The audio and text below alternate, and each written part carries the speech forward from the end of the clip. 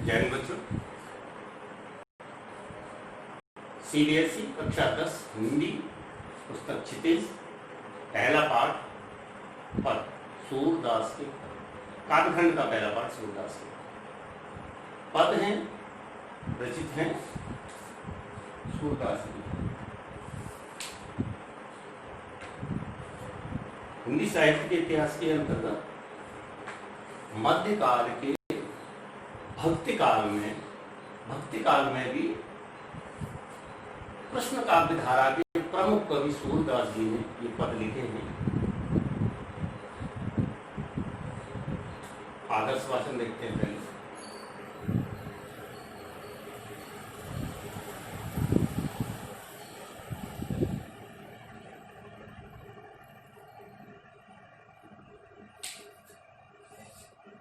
ऊधो तुम होते बड़ भागी, ऊधो तुम होते बड़ भागी, अपर चरत स्नेह तगाते, अपर चरत स्नेह तगाते, नाहिन मन अनुरागी, ऊधो तुम होते बड़ भागी, पुरैन पात रहत जल भीतर, पुरैन पात रहत जल भीतर, सारस देहन दागी, ऊधो तुम होते बड़ भागी, ज्यों जल माह तेल की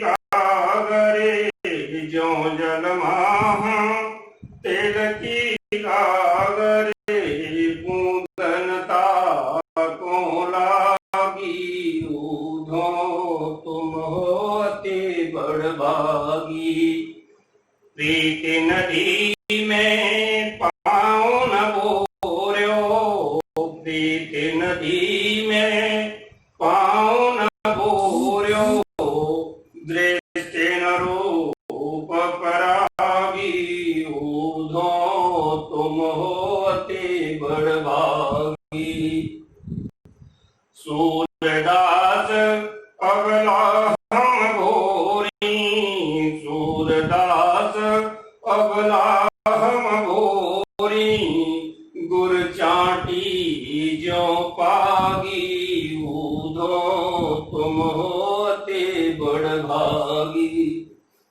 तब महता के साथ इसको आदर्श वाचन करें, सस्वर वाचन करें। आदर्श वाचन करके दिखा है, एक और तरीके से बताता हूं। विद्यार्थी इसका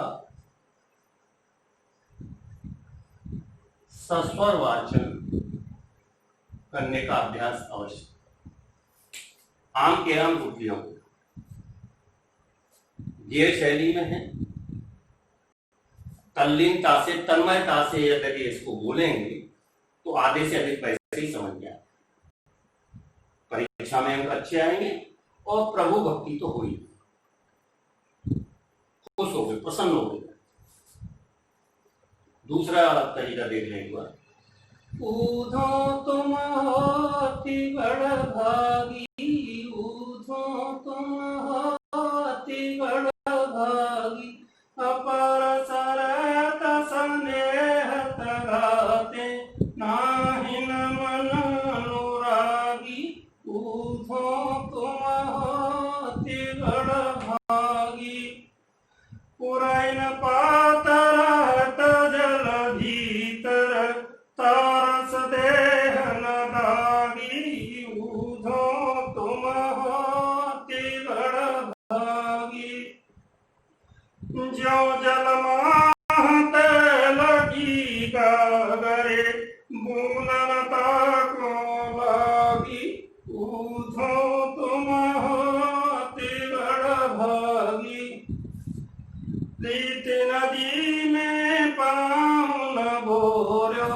दृष्टि न रूप परागी, ऊधो तुम होती बड़ भागी, सूरदास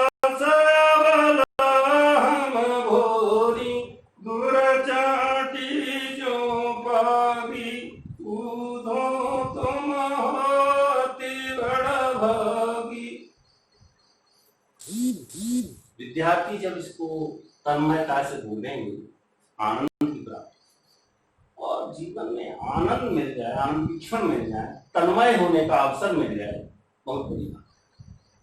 भाग दौड़ भरी दुनिया में, जिंदगी में तन्मयता नहीं हो पाती है, आनंद नहीं मिल पाता है। प्रत्येक व्यक्ति परेशान, इसमें आनंद नहीं है। अगर कहीं भजन कीर्तन होता है तो वहां पर इसको बोल नहीं सकते, आराम से बोलिए, आनंद। दृष्टांत है कि सूरदास जी के द्वारा जो सूर सागर लिखा गया है, उसमें जो भ्रमर गीत है, भ्रमर गीत से ये 4 पद कक्षा 10वीं क्षितिज काव्य खंड के इस पाद में अवतरित हैं, लिए गए। तो इसका जो पृष्ठभूमि है, जब कृष्ण मथुरा चले गए थे, गोपियां यहां तड़प रही थी कृष्ण प्रेम में, अधिकांश लोगों को पता है। तो उस समय कृष्ण के साथ थे उद्धव जी, ब्रह्म ज्ञानी, जिनको कहा जाता ब्रह्म ज्ञानी, बहुत ज्ञानी, और उन्हें थोड़ा थोड़ा घमंड होता जा रहा था अपने ज्ञान से।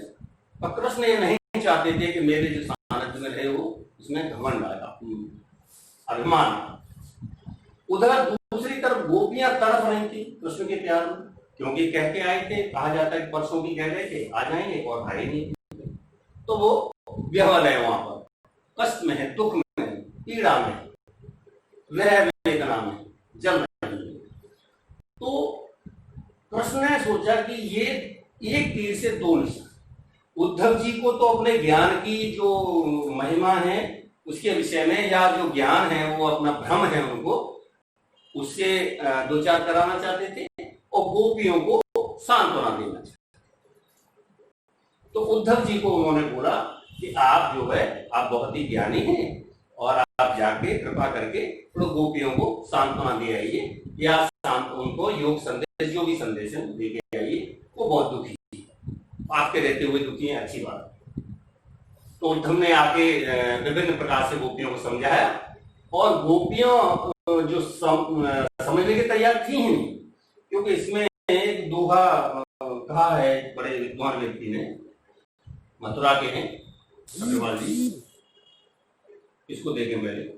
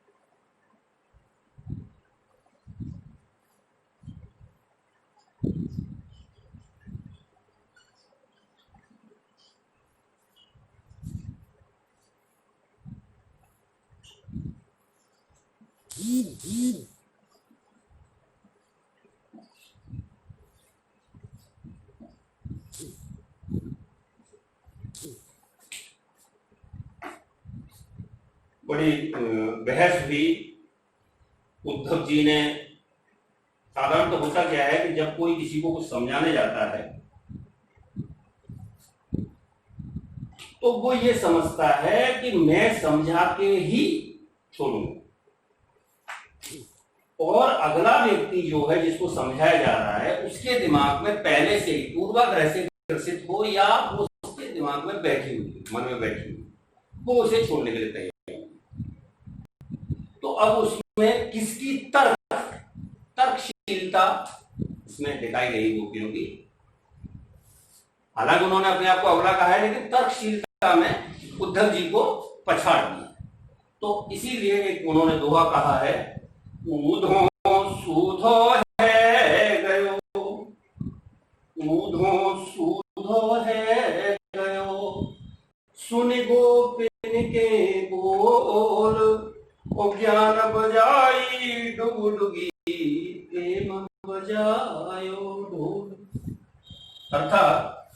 डुगडुगी होती है, डमरू होता है, उसकी जो आवाज है ढोल के नगाड़े के सामने पता नहीं चलती। अर्थात ज्ञान बजायो, अर्थात उद्धव जी ने अपने ज्ञान की जो बात बताई वो डुगडुगी है, डुगडुगी जैसी है, डुगडुगी रूपी है।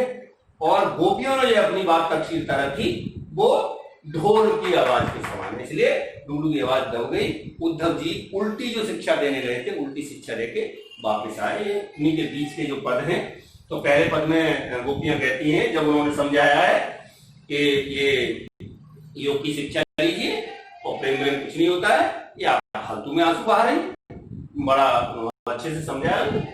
तो गोपियों ने इस पद में व्यंग करते हुए उद्धव जी से कहा है कि उद्धव तुम हो अति बड़ भागी, हे उद्धव तुम तो बड़े ही भाग्यवान हो।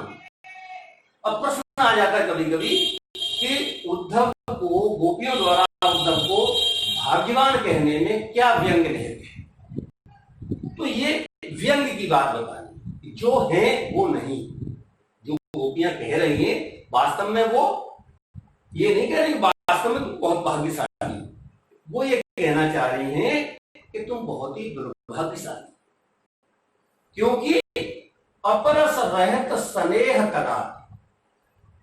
स्नेह, स्नेह मतलब स्नेह, प्रेम, प्रेम के तगा मतलब धागा से आप जो है अछूते रहे, अलिप्त रहे। अपरस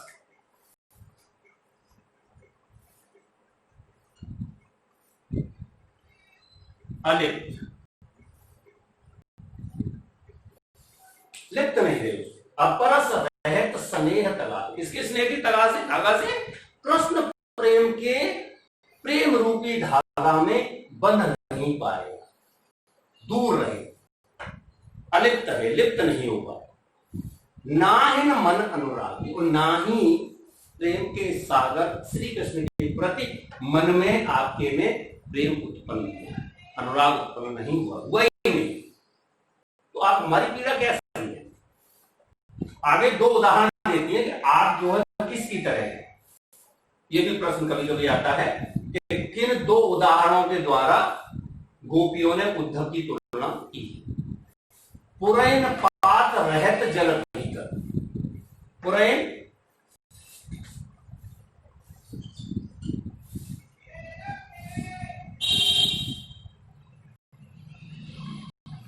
कमल, पुरैन पात कमल का पत्ता जल के भीतर रहते हुए भी उसके ऊपर पानी की एक बूंद नहीं टिकती, हालांकि वो जल में है, उसके ऊपर पानी की एक बूंद नहीं टिकती है। इसी प्रकार हे उद्धव तुम कृष्ण के साथ, प्रेम के सागर कृष्ण के साथ रहते हुए भी तुम्हारे ऊपर प्रेम का एक छिटका भी नहीं पड़ पाया है, इसलिए बड़े ही भाग्यवान हो, तुमको दिक्कत ही नहीं। ज्यों, दूसरा उदाहरण देती, ज्यों जल माह तेल की गागर, तेल से सनी हुई गागर या तेल से भरी हुई गागर जल में अगर ले जाएंगे, बूंद न ताको ला, जल में ले जाएंगे और निकाल देंगे, उसके ऊपर बूंद नहीं टिकेगी। उसी प्रकार हो जिस प्रकार तेल से भरी हुई, उद्धव को बता तेल से भरी हुई गगरी है, और कृष्ण के अथाह सागर, अथाह प्रेम सागर में उसको ले जाने पर भी उसके ऊपर एक बूंद नहीं लगती। जिस प्रकार मटकी पर, गागर पर, मटकी, गागर मतलब मटकी, उसी प्रकार तुम्हारे ऊपर भी कोई बूंद नहीं लगी।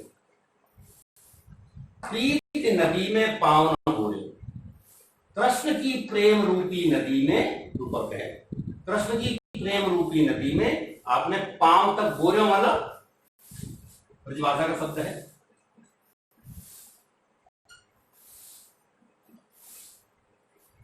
डुबाया।